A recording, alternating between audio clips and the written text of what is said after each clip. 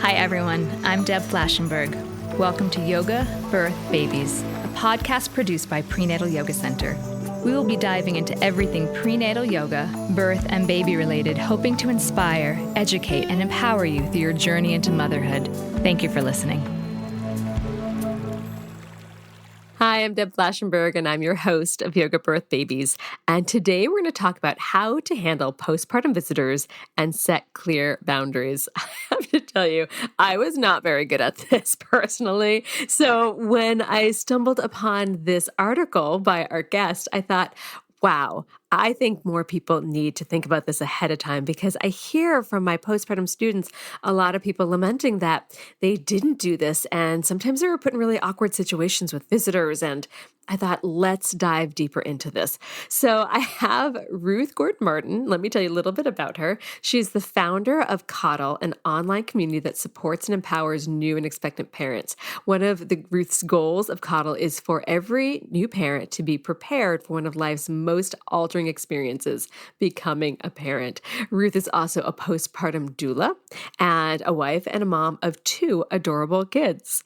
So she's got a lot to offer, especially having been a postpartum doula for so long. She has been in the situation where she's had to help create those boundaries. So we're going to talk about, when do we want to have people come visit the new baby? Are we waiting for vaccinations?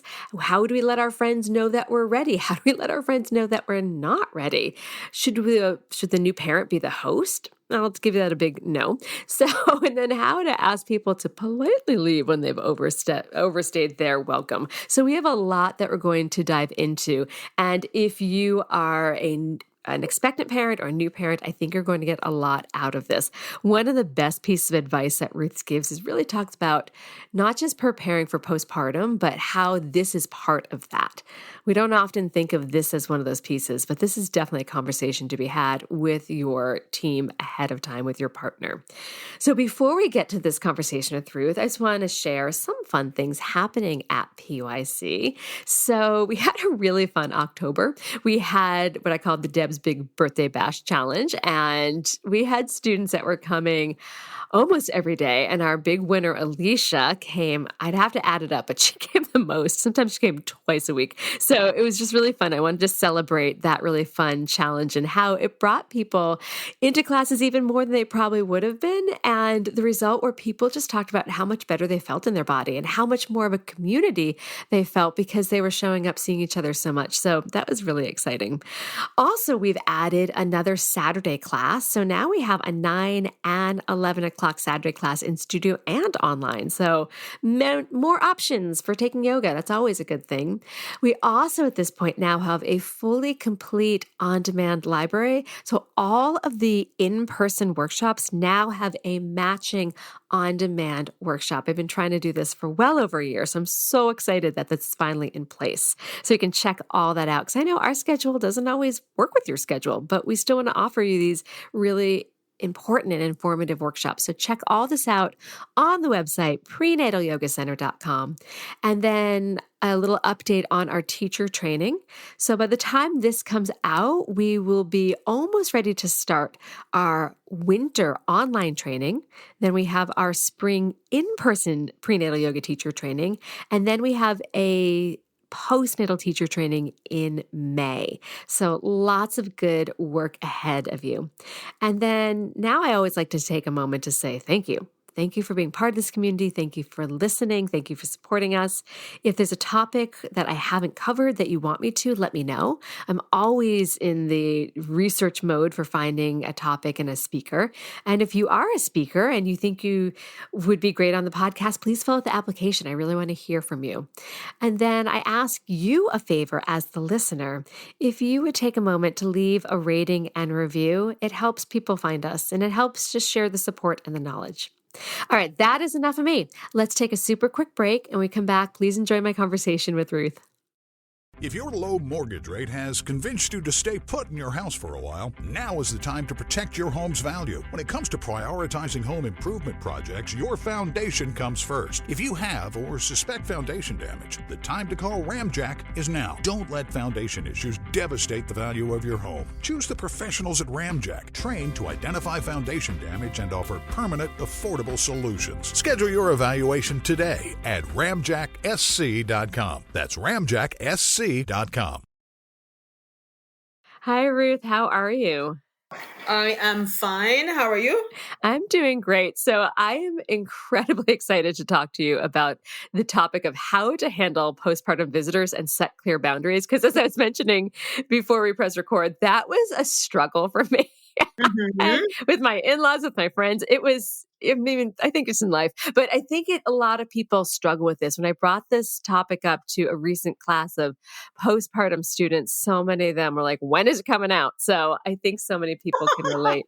But I guess before we jump into that topic, I'd love to learn a little bit more about you and what led you into the birth and postpartum worlds. Yes. So I'll go back to boundaries. I'm from the Caribbean, Jamaica. So you'll hear this accent. Boundaries, I never understood until I migrated and came here. And I'm like, there are boundaries, people, because family comes over whenever, anytime, and in the Caribbean, it's all love until I got here. And years later, I'm like, yes, you can say what you can tell us or tell them. And I'm like, what? Do you know my family? do you know Caribbean people? We show up and yeah. So yeah, from the Caribbean, from Jamaica, born and raised, migrated to New York, cried the first couple of times because I'm leaving warm weather to cold and it snowed terrible. So, been in New York for a number of years now. Have kids. I have a 13-year-old now and an 8-year-old, and all of this postpartum, all this women. I'll say I've always been interested in women's health in New York. I got my foot wet with New York Cares because I used to work in finance, and then we used to do this whole New York Cares event. So and then I always chose maybe kids or women stuff. So that kind of led me there, and it just got exciting. And then, had a baby, and then I had the shock of my life because I had a C-section, and after the C-section, they were like, you lost so much blood, you need a blood transfusion. And I'm like, no. I'm from the Caribbean. We eat every animal part, liver, kidney. Come on. Tell me what? How much blood do I need? Because my grandmother or my aunt can whip up stuff that has all this iron. and I'm like, I'm near to the Bronx. I lived Lower Westchester. So I'm like, I'm near to the Bronx. That's my place. You just told me, and they're like, no, you cannot leave. No food. We'll have to do the transfusion. And that was the beginning, I wouldn't say the end, but the beginning of the explanation of what? Blood transfusion, postpartum? I didn't read this anywhere. What? Yeah. What do you mean? I can't move like I used to, C-section, meaning I had to tuck, roll, shove, push off of the bed? What? So that's kind of the background of where it all started, and just piqued my interest. My mom, my aunt, everybody showed up. So you talk about boundaries.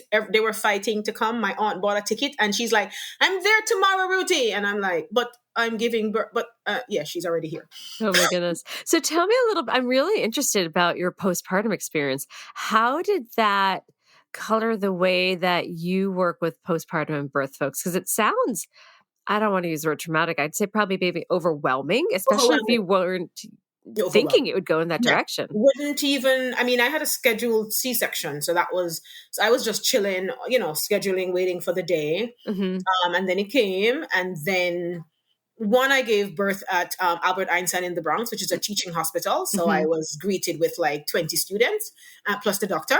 So that was a surprise.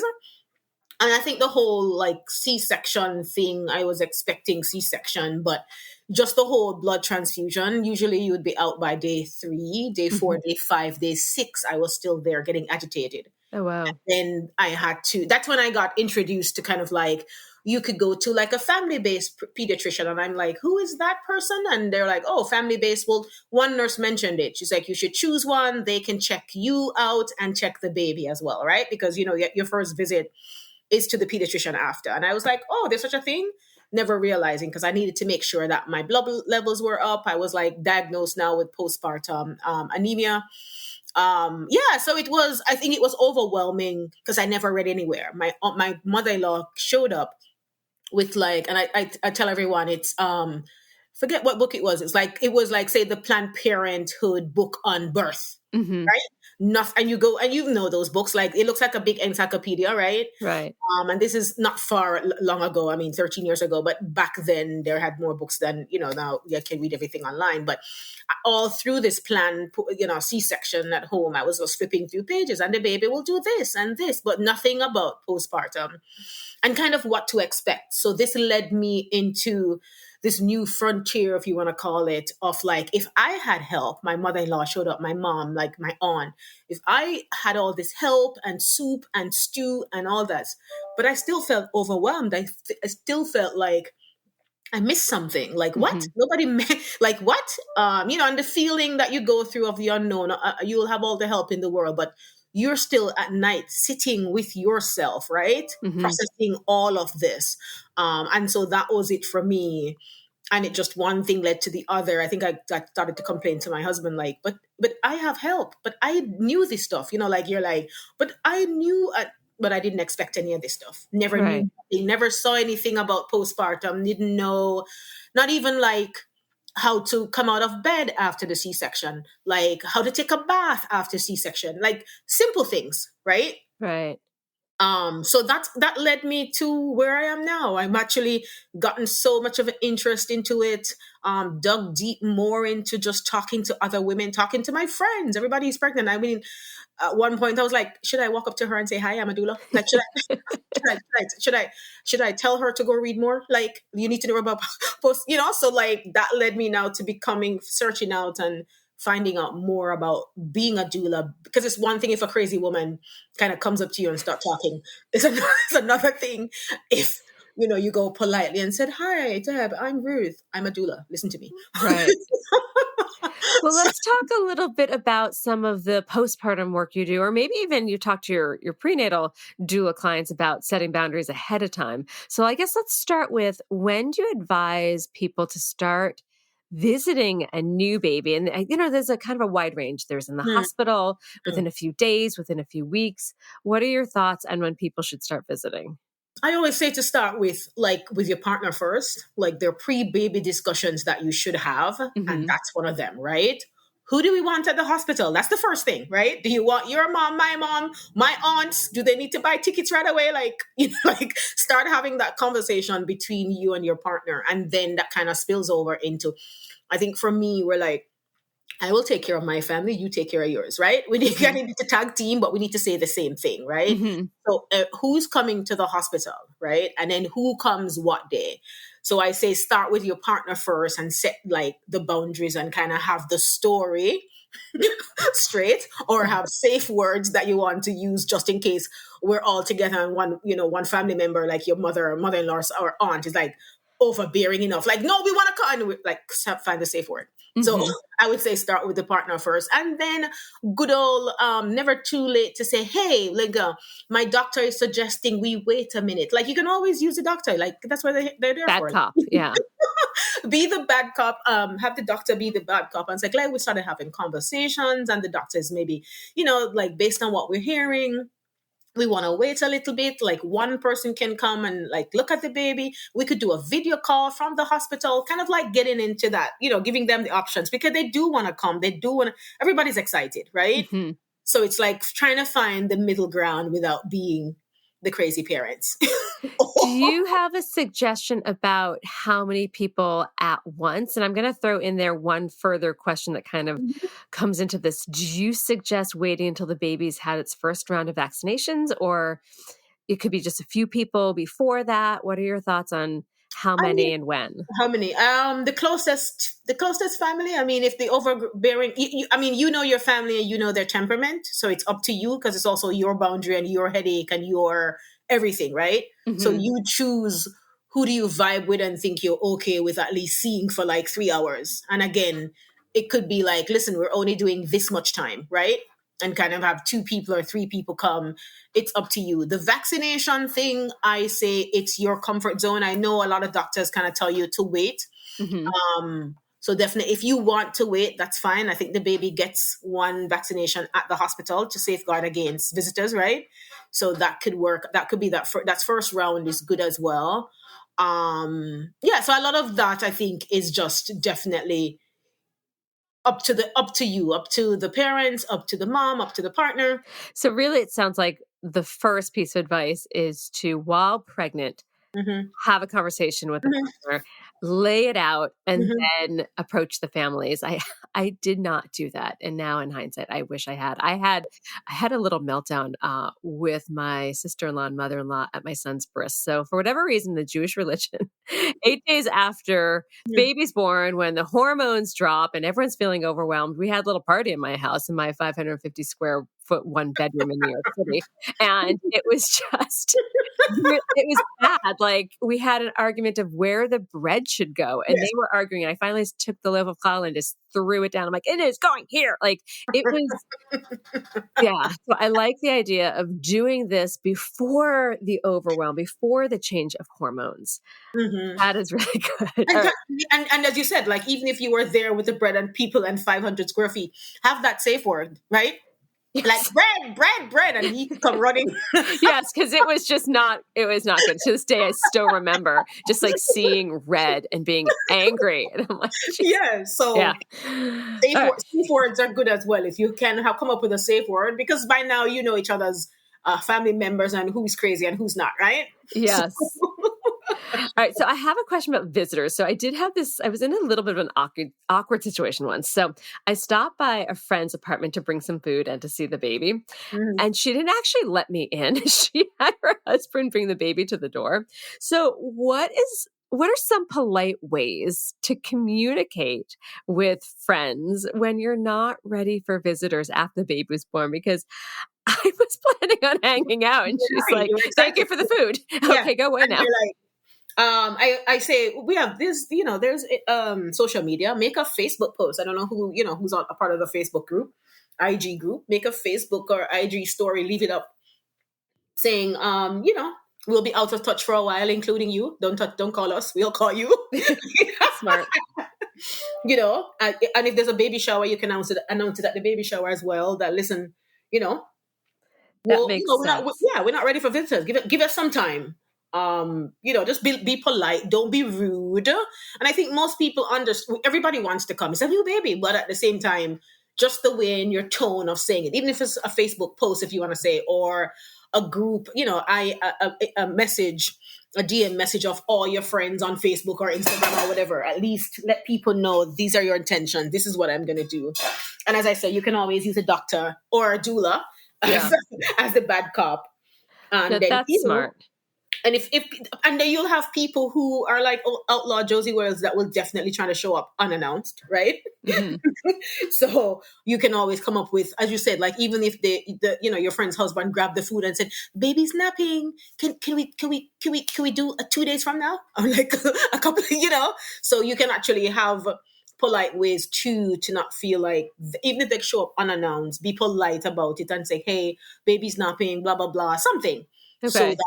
So that they turned away disappointed, but you don't feel like crap. I mean, you were unannounced, but there's a whole method to it, right? There's a whole way how you can message out that stuff. And then there's other times where you have the overbearing one and you're just like, hey, it's no, not right now. Nope. No is a complete sentence. Nope. So once someone decides, okay, I'm fine to have people over, how do you suggest, would someone maybe do like a schedule? What do you think the best way to do that? Like, have a whole, and it's the opposite of what you're doing to say you don't want people over with a Facebook post or an Instagram post. You can have a whole meet and greet session, right? Oh, I like that. A little meet and greet. Yeah. And it's a whole thing. And they can bring bread, and please have them bring food. Do not have them come to your house with nothing. Right? So if it's a whole meet and greet sesh, whatever you've been craving through pregnancy, and you're like, all right, so I am a sushi lover, I have not had, right? So make the visitors worth your while as well. They're coming to see the baby, but you know that you're going to need this. And it could be the meet and greet where you're like, you know what? I need to just spend 20 more minutes in the tub in a sitz bath, and they're coming at what time? They need to come around 3 o'clock by nap time. So while they are here, I can actually do something else instead of like coming to watch you and the baby, right? Right. So I say it's a combination of, now that we know that mom needs so much rest, and there's this whole thing, and we're trying to change the narrative around postpartum and how moms are at home and what to feel and to expect. If you're having visitors, I think, I suggest that, a twofer, if you want to call it.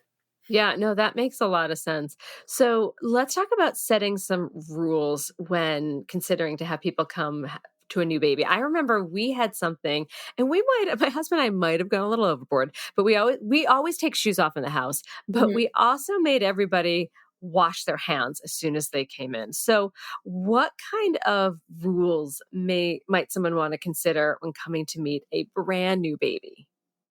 Same, wash your hands. Do not kiss the baby on your mouth.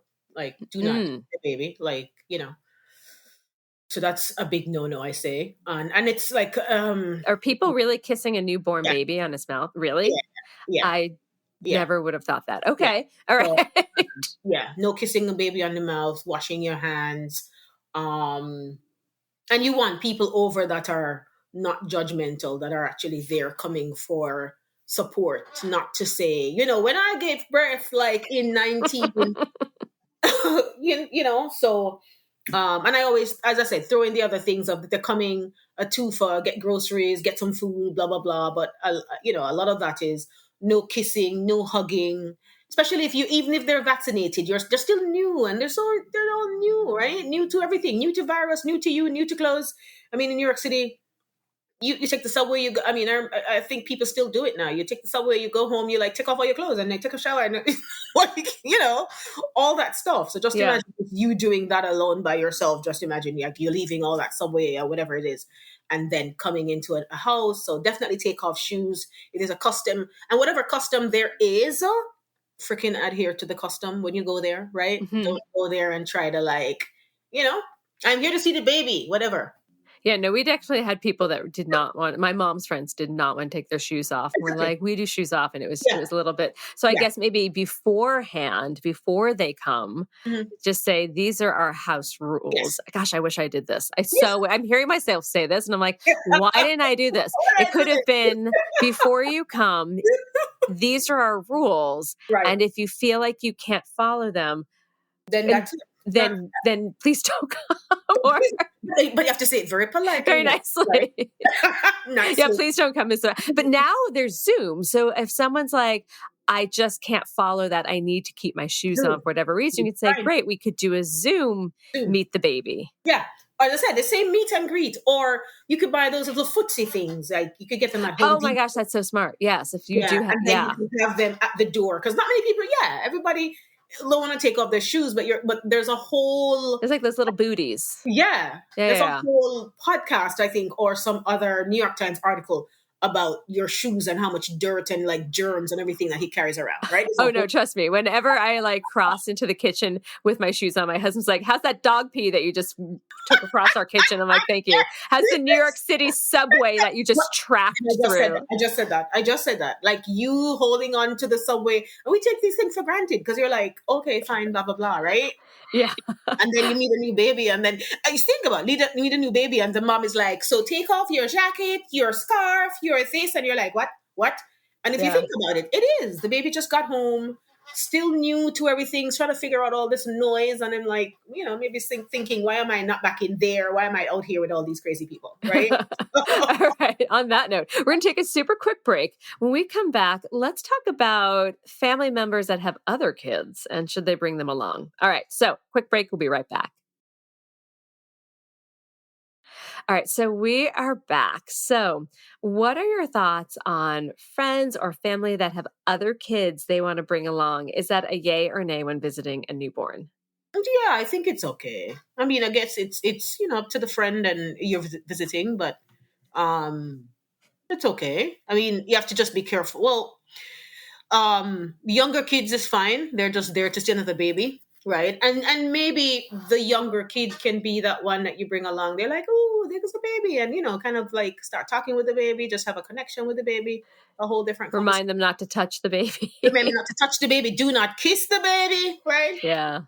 Especially if they're like a new cousin, and you're like, oh, this is your new cousin, and if it's a new cousin, they always say cousins are your first siblings, right? So if it's a cousin, you'll be like, oh, this is gonna be your sibling on tail, but definitely okay with bringing along. As long as they're healthy, I guess. Because I felt like once my son was in preschool as a toddler, as like a 2-year-old, oh my gosh, it was like a petri dish there. I felt like he was constantly getting sick. Yes, definitely. So that's one of the things you have to look out for. And then you're a parent as well, right? So you're conscious of that. You understand that.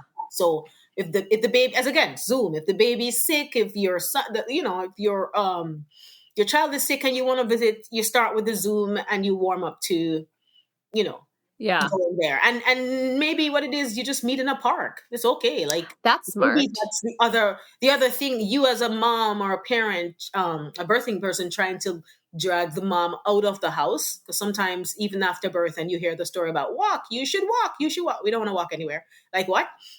So this meet is going to be like the reason why the mom leaves the house and walk, right? So that could be as well. If you can't meet, if they're, siblings are not siblings are sick. If there are other kids around and they're sick and they kind of don't look good, but you want to visit and you're not sure. I love that idea of a little outside. Yeah, Zoom is good. And all else fails, everybody button up and go for a walk. Meet in the park, sit down. Different I like that. for mom too, right? So that's a little fresh air. Yeah, a little self-care for mom. And you're adding to all her self-care. So all right. So this is something that I end up happening. I always found that I ended up being the host as a new parent when friends visited. What are some ways to make it put more on the visitors to work instead of the new parent to wait on them? Like I remember literally like getting people water, entertaining. And I'm like, oh my God, I just had a baby. And why am I, helping you? Shouldn't you help me? And I didn't have the words because I felt awkward. What are some ways to put the other people to work? I think I talk a lot about, if you decide to have, going back to the visitors conversation, if you decide to have visitors, what do you want them to do? Do you want them to come and sit and watch you? You can, depending on the visitor, you can give them a task, right? Have them bring food. I do like the giving them a task. I really like that. There's a page in, forgot what book I was reading.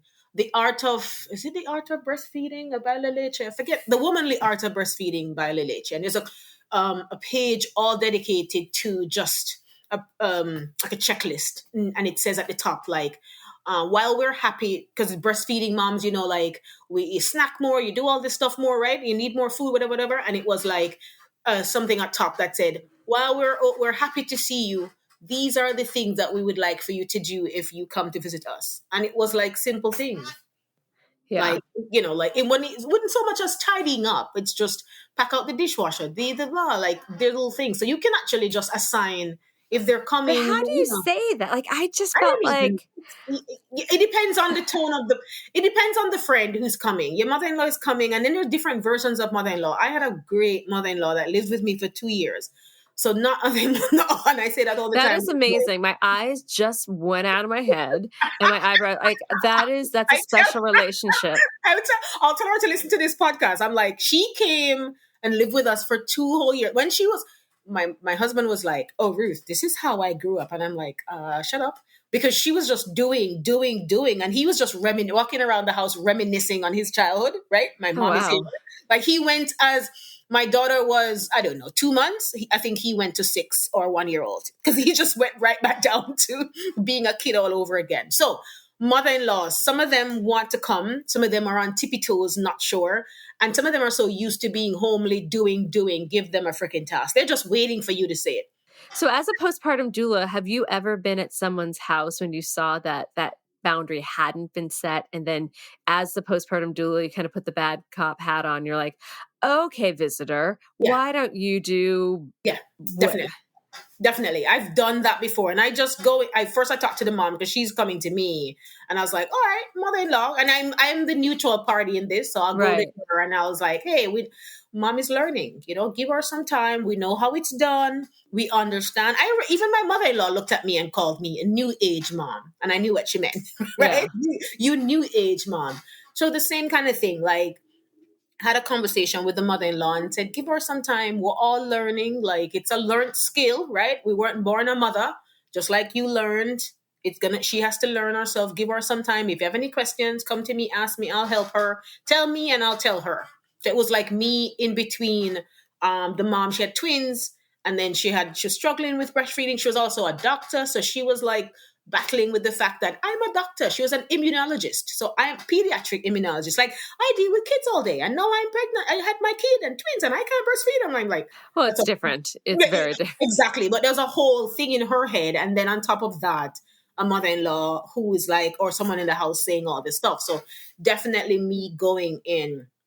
And a lot of, for doulas, it's a lot of like evidence-based stuff, right? So I come from the Caribbean, and most of us come from like some old adage or something. And not for nothing, they were good. And there's a reason why we grew up on them, and we're all here and we survived, right? Mm-hmm. But at the same time, we know more, and there's evidence that proves otherwise, right? So I always throw in what the evidence says. I understand what you're thinking, but what the evidence says. So even for just having visitors and giving them a task and say, hey, if you're coming, I wanted to order from this restaurant. I have some gift cards. I'll order the food. Can you just go pick it up on your way? Simple things, right? Yeah. And I say, give them a task. Like, once you're in postpartum, Miss Independence goes out the window. Like, people are literally waiting. Some of them are paying, but they're actually people, some, friends and family who are literally waiting for you to give them a task. Give them. They're actually literally waiting. Yeah. Oh, I like that. I've gone into houses where they're like, I don't think why did you get a doula? Because the mom is like so concerned that she now has to tell, like, from being independent to being now no longer independent, sitting at home, and then have to feel like she thinks she's a burden. When it's opposite. They're actually sitting there understanding what it means. If nothing else, they may not understand all the other postpartum things, but they understand what it means when you have a baby, right? Yeah. And they're just sitting waiting for the task. So throw a few tasks out there. If it sticks, it sticks. If it doesn't stick on this one, the next one. I really like the idea of having tasks ready, and also kind of knowing the person that's there and knowing what task would be good for them. All right. So here's one. So, all right, we've had people over, they washed their hands, they took their shoes off. It's been a lovely visit. But as the new parent, you're like, okay, I need to be done now. So how do you suggest to politely ask someone who is overstayed they're welcome to leave? The opposite of what you did in before. Like, yeah, baby needs to nap now, so everybody needs to leave now. No, but a lot of it, there are cues that you can do as well. And if it comes to the point where if they're visiting and you have to like politely excuse yourself and go in the room with the baby, just like, hey, I want to take a nap. Give me some time. Take a nap and I'll be back. Right. So someone like excuse yourself from the room. Is definitely one way to kind of send the hint, right? That, listen, it's time for you to go. Yeah, I like that. Do you go take a nap again? I guess at this point you could put the bad cup as the baby. Like, the baby really needs quiet. The baby needs a nap. But at the same time, you can even say that in the whole schedule meet and greet. Hey, we want people over between 3 and 5. And you say that because you're setting the stage for later, right? So you're like, we want people over. People can come from 3 to 5 by 5:30-ish, 6. She's gonna be ready for a nap, so everybody needs to be winding up and blah blah blah. So that's all like pre ahead of time, pre-visitor, pre-conversation, and that kind of sets the tone. So by the time you start shuffling around and saying you're ready to take a bath, take a nap, they already had it. Oh yeah, I gotta go. Oh yeah. I guess it's really about everything I'm hearing. It's really about thoughtful conversation, thoughtful boundaries ahead of time, and then the conversation or the invitation really laid out ahead of time instead of just being like, sure, come on over, because that can be more awkward. Yeah, and I think that. I always stress, it's one thing you could prepare for postpartum, and this is part of the preparation. How do Yeah, you that prepare for makes visitors? How do you prepare for food? Like there's so many aspects. Because before I just thought postpartum, you just had the baby come home, sit down, right? And yeah, but you realize now when you're home, as you said, there's a whole party happening. There's all this stuff because people are still living their lives, and right. you're just now in the midst, in a moment, in that midst. But you still need time to bond, to like process all this birth stuff, this new change, this new normal, everything, the nighttime sleeping. So I think a lot of it is just preparing and planning. Prepare pre-baby, prepare lots of conversation, checklist. Um, Yes.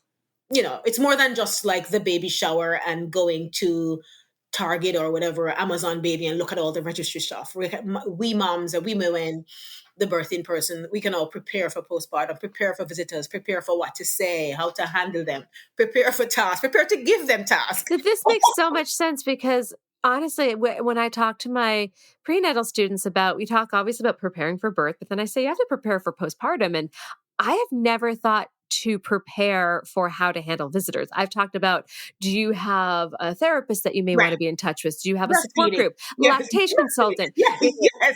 I've had all of that, like divvying up the tasks between you and partner. But I've actually, in all my years, I never had considered how are you going to prepare for visitors. So Yeah. this is a new, I guess, idea. And I'm just so excited to add this to the postpartum prep.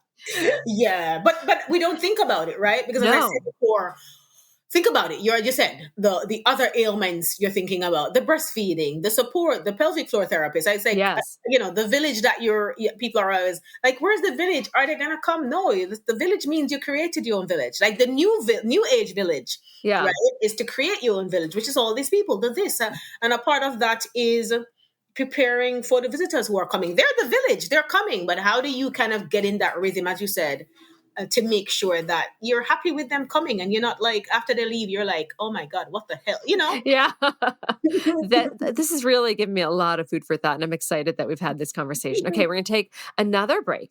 When we come back, what is one final tip or piece of advice you would like to offer new and expectant parents? Okay, we'll be right back. Okay, so we're back. Now, you are a parent, you're also a doula. So I'm curious where you're going to draw on. So, Oh one god, final tip or piece of advice you'd like to offer new and expectant parents? I have so many. I have so many because there's so many holes that you see all the time. So are we talking about visitors and siblings and It can be people, anything, but yeah. friends with kids? I always say, what about if you have older kids? How do you prepare the siblings for the newborn, right? We never think about all that as well. We're like, oh, you're having a baby and there's all the conversation maybe while like your belly and everything and they rub on the belly, but what are other things that you can do with the younger siblings to get them into the groove of, preparing for the baby? Massage is good. Start watching some movies. There's Daniel Tiger. There's a whole bunch of shows that you could get with regards to preparing for, the sibling for a baby. Mm-hmm. My biggest one is the whole sleep and rest and sleep and sleep and sleep. And I'll tell you this much. One more thing. If my husband hears this, he's going to kill me. When I was pregnant, and he still is, like, he was a night owl. He would be up all hours. And I'm like, oh, Ruth, I think I'm so lucky. Oh my God, I'm so lucky. Listen, the minute I had the baby and got home, he slept every night. He slept. And I was like, what? But you've been up. And one of the things I always talk to moms about is like preparing for sleep. Yeah. How do you manage all that stuff? And there's a big conversation around sleep. And as for like, even when I went through my doula training and I heard this and I it's always stuck with me. You've slept all this time pre-baby, 8 hours, 9 hours. What now? Baby's here. Your body still wants that. It's your job to kind of figure out, how do I still get this 9 hour in so I don't feel like a zombie? And, like it won't happen all the time, but kind of like that's the mentality going into sleep that you need to think about. What can I do to get my 9 hours? 9 hours. Oh my gosh. I don't know the last time I got 9 8 or 9 hours. hours that you used to get. And you won't, but sleep is so underrated, and there's a whole thing around sleep. But I say my biggest mantra all is you can prepare for postpartum. You can prepare for sleep. You can prepare for rest. You can prepare for visitors. You can prepare for food, like what to eat, all these things that we're doing for baby and registry and all that. Yeah. We forget ourselves. And if nothing, I say to moms, prepare for postpartum. That's it. That is, yes. Mic drop, because that is it. Prepare for postpartum. All right. So where can people find your work? I am all over Instagram. So I have a website. It's CODDLE, CODDLE.co. And that's where I talk a lot about anything that comes to my head turns into a blog, because that's where you found me. So like one of the articles about visitors. Yes. So there's a website, there's Instagram, and I use Instagram a lot as just like at the forefront of all of this is just preparing and teaching and telling and, moms about postpartum. So definitely CODDLE, CODDLEDOTCO. So CODDLE.co, all written out. And then along with the Instagram, there's a whole website. On the website, there's a whole line of postpartum recovery products, all natural, plant-based, drawing on my experience of growing up in the Caribbean and seeing all the plants and what they did to me. And there's a whole story around another podcast, being with my grandmother and just seeing all the herbs and plants and just the history of plants. So I drew on that stuff and came up with a line of postpartum products. Amazing. I will make sure we have all the links. Your website is actually fantastic. That's how I don't know how I found you, but I was searching for someone to have this conversation and I came upon your article and I'm like, this is the person. Thanks to Google. Yeah.